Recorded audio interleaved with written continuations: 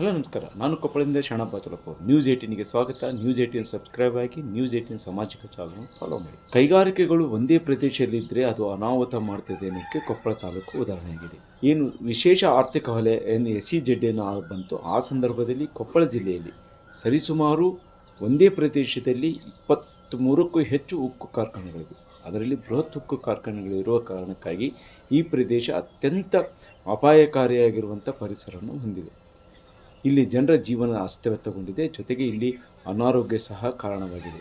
ಈ ಮಧ್ಯೆ ಕಳೆದ ವರ್ಷ 2025ರ ಜಿಮ್ನಲ್ಲಿ ರಾಜ್ಯ ಸರ್ಕಾರ ಇಲ್ಲಿ ಕೊಪ್ಪಳ ನಗರಕ್ಕೆ ಹೊಂದಿಕೊಂಡಿರುವಂತೆ MSPL ಅಂದರೆ ಬಲ್ಡೋಟಾ ಸ್ಟೀಲ್ ಮತ್ತು ಪವರ್ ಕಂಪ್ನಿಗೆ ಇಲ್ಲಿ 54,000 ರೂಪಾಯಿ ಕೋಟಿಯಲ್ಲಿ ಕಾರ್ಖಾನೆಯನ್ನು ಈಗಿರುವಂಥ MSPL ಕಾರ್ಖಾನೆಯನ್ನು ವಿಸ್ತರಣೆಗಾಗಿ ಒಂದು ಒಪ್ಪಂದ ಮಾಡಿತು.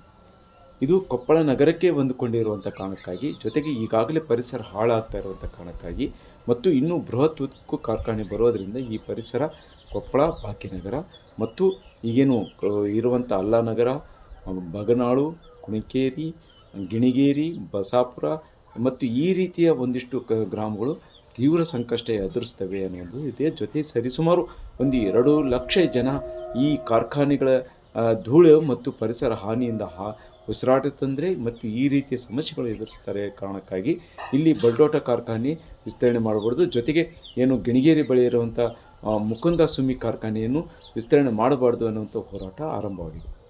2025 ಫೆಬ್ರವರಿ 24ರಂದು ಒಂದು ಕೊಪ್ಪಳ ಬಂದ್ಗೆ ಕರೆ ಕೊಟ್ಟರು. ಕೊಪ್ಪಳ ಬಂದ್ ಕರೆಗೆ ಹತ್ತಿನ ಗೌರ್ಮೆಂಟ್ ಸ್ವಾಮಿಗಳು ಸಹ ಭಾಗಿಯಾಗಿ ಇಲ್ಲಿ ಈಗೇನು ವಿಸ್ತರಣೆ ಕಾರ್ಯ ಇದೆ ಇದನ್ನು ಸ್ಥಗಿತಗೊಳಿಸಬೇಕು. ಈ ನಿಟ್ಟಿನಲ್ಲಿ ಏನು ಜಿಲ್ಲೆಯ ಜನಪ್ರತಿನಿಧಿಗಳು ಒತ್ತಡ ತರಬೇಕು ಅನ್ನುವಂಥ ಒಂದು ಸೂಚನೆ ನೀಡಿದರು. ಆ ಸೂಚನೆ ಹಿನ್ನೆಲೆಯಲ್ಲಿ ಇಲ್ಲಿಯ ಜನಪ್ರತಿನಿಧಿಗಳು ಮುಖ್ಯಮಂತ್ರಿಗಳನ್ನು ಭೇಟಿ ಮಾಡಿ ವಿಸ್ತರಣೆ ಕಾಮಗಾರಿಯನ್ನು ಸ್ಥಗಿತಗೊಳಿಸುವಂತೆ ಮಾಡಿದರು. ಆದರೆ ಇಲ್ಲಿ ಸಂಪೂರ್ಣವಾಗಿ ಏನು ವಿಸ್ತರಣೆ ಕಾಮಗಾರಿಯನ್ನು ಹಿಂಪಡೆಯುವಂಥ ಕಾರ್ಯ ಆಗಿಲ್ಲ. ಈ ನಿಟ್ಟಿನಲ್ಲಿ ಒಟ್ಟು ಈ ಪರಿಸರದಲ್ಲಿ ಈ ಉಕ್ಕು ಬಲ್ಡೋಟ ಮತ್ತು ಸುಮಿ ಕಾರ್ಖಾನೆಯನ್ನು ವಿಸ್ತರಣೆ ಮಾಡಬಾರ್ದು ಮತ್ತು ಇಲ್ಲಿ ಏನು BSPL ಅವರು 1,036 ಎಕರೆ ಭೂಮಿಯನ್ನೇನು KIDBಯಿಂದ ತೆಗೆದುಕೊಂಡಿದ್ದಾರೆ. ಆ ಸಂದರ್ಭದಲ್ಲಿ ಇಲ್ಲಿ 44 ಎಕರೆ ಪ್ರದೇಶದಲ್ಲಿರುವಂಥ ಬಸಾಪುರ ಕೆರೆಯನ್ನು ಸಹ ಅವರು ವಶಪಡಿಸಿಕೊಂಡಿದ್ದಾರೆ.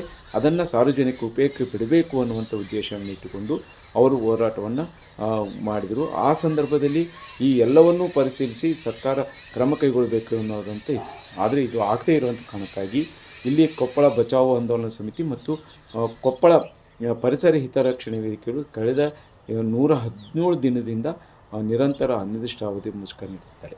ಈ ಮಧ್ಯೆ ಕಳೆದ ವರ್ಷದ ಬಂದ್ ಹಿನ್ನೆಲೆಯಲ್ಲಿ ಇಲ್ಲಿವರೆಗೂ ಜನಪ್ರತಿನಿಧಿಗಳು ಯಾವುದೇ ಕಾರ್ಯ ಮಾಡದೇ ಇರುವಂಥ ಕಾರಣಕ್ಕಾಗಿ ಮತ್ತೆ 2ನೇ ಬಾರಿಗೆ ಈ ಕಾರ್ಖಾನೆ ವಿರುದ್ಧ ಒಂದು ಬಂದ್ ಇತ್ತು. ಬಂದು ಸಂಪೂರ್ಣವಾಗಿ ಯಶಸ್ವಿಯಾಗಿತ್ತು. ಬಸ್ ಸಂಚಾರ ಮುಂಜಾನೆ ಸ್ವಲ್ಪ ಸಮಯ ಆರಂಭವಾಗಿ ಅದು ಸಂಪೂರ್ಣ ಸ್ಥಗಿತಗೊಳಿತು ಮತ್ತು ಅಂಗಡಿ ಮುಕ್ಕಟ್ಟುಗಳು ಸ್ವಯಂ ಪ್ರೇರಣೆ ಬಂದೇ ಆದವು ಮತ್ತು ಎಲ್ಲ ರೀತಿಯಾಗಿ ಇಡೀ ಕೊಪ್ಪಳ ಮತ್ತು ಭಾಗ್ಯನಗರದ ಜನತೆ ಇಲ್ಲಿ ಸ್ತಬ್ಧಗೊಂಡಿತ್ತು. ಇಂಥ ಸಂದರ್ಭದಲ್ಲಿ ಮತ್ತೆ ಏನು ಬಾಧಿತ ಪ್ರದೇಶದಲ್ಲಿ ಕೈಗಾರಿಕೆ ಇರುವಂಥ ಬೆಳೆ ಹಾನಿ ಕುರಿತು ಒಂದಿಷ್ಟು ಎತ್ತಿನ ಬಂಡಿಯಲ್ಲಿ ಬೆಳೆಯನ್ನು ತಂದುಕೊಂಡಿರೋದು ಒಂದು ಕಡೆ ಆಗಿದ್ರೆ, ಏನು ಹಿಂದೆ ಗವಿಮಠ ಸ್ವಾಮಿಗಳು ಇಲ್ಲಿ ತೊಟ್ಟಿಲು ತೂಗುವ ಕೈಗಳಾಗಲಿ, ಆದರೆ ಇದು ಏನು ಹೆಣ ಬರುವಂಥ ಕೈಗಳಾಗಬಾರ್ದು ಅನ್ನುವಂಥ ಇದಿತ್ತು. ಆ ಸಂದೇಶ ಇಟ್ಟುಕೊಂಡು ಒಂದು ಎಷ್ಟು ಸಾಂಕೇತಿಕವಾಗಿ ಅಣುಕು ಶವಯಾತ್ರೆ ಮತ್ತು ತೊಟ್ಟಿಲುಗಳನ್ನು ತಂದುಕೊಂಡು ರೈತರು ಬೃಹತ್ ಪ್ರಮಾಣದಲ್ಲಿ ಟ್ರ್ಯಾಕ್ಟ್ರು ಮತ್ತು ಎತ್ತಿನಲ್ಲಿ ಇತ್ತು. ಜೊತೆಗೆ ದೊಡ್ಡ ಪ್ರಮಾಣದಲ್ಲಿ ಒಂದು ಮೆರವಣಿಗೆ ಗವಿಮಠದಿಂದ ಈಗ ಹೋರಾಟ ನಡೀತಿರೋ ನಗರಸಭೆಯವರೆಗೂ ನಡೀತು. ಈ ಸಂದರ್ಭದಲ್ಲಿ ಒಬ್ಬ ಬಾಲಕ ಏನು ಹರ್ಷರಾಜ್ ಕಟ್ಟಿಮಣಿ ಅಂತುವಂಥ ಬಾಲಕ ಇದನ್ನು ಬಿಂಬಿಸುವ ಈ ಪರಿಸರ ಹಾನಿ ಬಿಂಬಿಸುವಂತೆ ಏನು ನಬುಲೇಷನ್ ಮಾಸ್ಕ್ ಜೊತೆಗೆ ಕಲುಷಿತ ನೀರು ಮತ್ತು ಮೈತುಂಬ ಮಸಿಯನ್ನು ಹಚ್ಚಿಕೊಂಡು ಬಂದು ಗಮನ ಸೆಳೆದ ಮತ್ತು ಈ ಸಂದರ್ಭದಲ್ಲಿ ಬಂದಿರುವಂಥ ಏನು ಕೊಪ್ಪಳ ಜಿಲ್ಲೆಯ ಸಂಸದರು ಮತ್ತು ಶಾಸಕರು ಈ ಸಂದರ್ಭದಲ್ಲಿ ಮತ್ತು ಅವರ ವಿರುದ್ಧ ಪ್ರತಿಭಟನಾಕಾರರು ಆಕ್ರೋಶಗೊಳಿಸಿ ನಿಮಗೆ ನೈತಿಕತೆ ಇಲ್ಲ, ಬರಬೇಡ್ರಿ ಅನ್ನುವಂಥ ಮಾತನ್ನು ಹೇಳಿದರು. ಜೊತೆಗೆ ವೇದಿಕೆ ಸಂದರ್ಭದಲ್ಲಿ ಸಹ ಸಂಗಣ್ಣ ಕರಡಿ ಏನು ಮಾಜಿ ಸಂಸದರಾಗಿರುವ ಸಂಗಣ್ಣ ಕರಡಿ ಮಾತಾಡುವಾಗ ಅವರ ಮೈಕನ್ನು ಕಿತ್ತಿಕೊಂಡು ನೀವು ಯಾರೂ ಮಾತಾಡಬೇಡ್ರಿ, ನಾವೆಲ್ಲ ಮಾತಾಡ್ತೀವಿ, ನಿಮ್ಮಿಂದ ಏನು ಕೆಲಸ ಆಗಲ್ಲ ಅನ್ನೋವಂಥ ಒಂದು ಆಕ್ರೋಶವನ್ನು ವ್ಯಕ್ತಪಡಿಸಿದರು. ಆದರೆ ಮುಂದೆ ಈ ಸಂಘಟಕರು ಒಂದಿಷ್ಟು ಸಮಾಧಾನಪಡಿಸಿ ಅವ್ರು ಮಾತಾಡಲು ಅವಕಾಶ ಕೊಟ್ಟರು.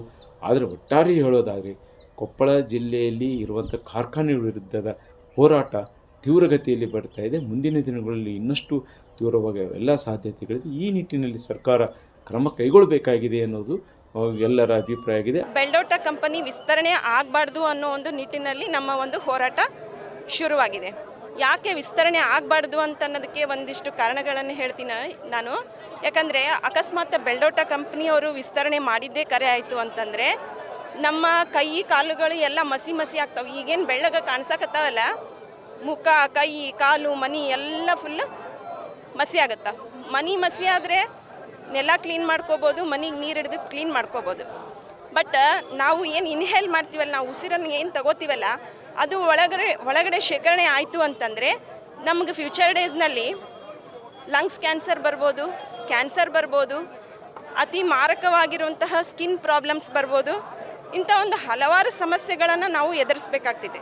ಈಗ ಒಬ್ಬ ಮನುಷ್ಯ ಏನಂತಂದರೆ ತುಂಬ ಶುಚಿಯಾದ ಗಾಳಿ, ವಾತಾವರಣ ಮತ್ತು ಬೆಳಕು, ನೀರು ಇದ್ರ ಜೊತೆಗೆ ಒಂದು ಒಡನಾಟ ಇರಬೇಕಾಗತ್ತ. ಸೊ ಹಾಗಾಗಿ ಅವನು ಇಷ್ಟು ಶುಚಿಯಾದ ವಾತಾವರಣ ದೇವರು ನಮಗೆ ಸೃಷ್ಟಿ ಮಾಡಿ ಕೊಟ್ಟಿದ್ದಾನ, ಅದನ್ನು ನಾವು ಅನುಭವಿಸೋದು ಬಿಟ್ಟು ಇಲ್ಲಿ ಯಾರೋ ಒಬ್ಬರು ಬಲಾಢ್ಯವಾಗಿರುವಂತಹ ದುಡ್ಡಿರೋರು ಬಂದು ಇಲ್ಲಿ ಫ್ಯಾಕ್ಟ್ರಿ ಮಾಡ್ತಾರೆ ಅಂತಂದರೆ ನಮ್ಮಂಥ ಬಡಪಾಯಿಗಳು ನಾವು ಎಲ್ಲಿಗೆ ಹೋಗ್ಬೇಕು?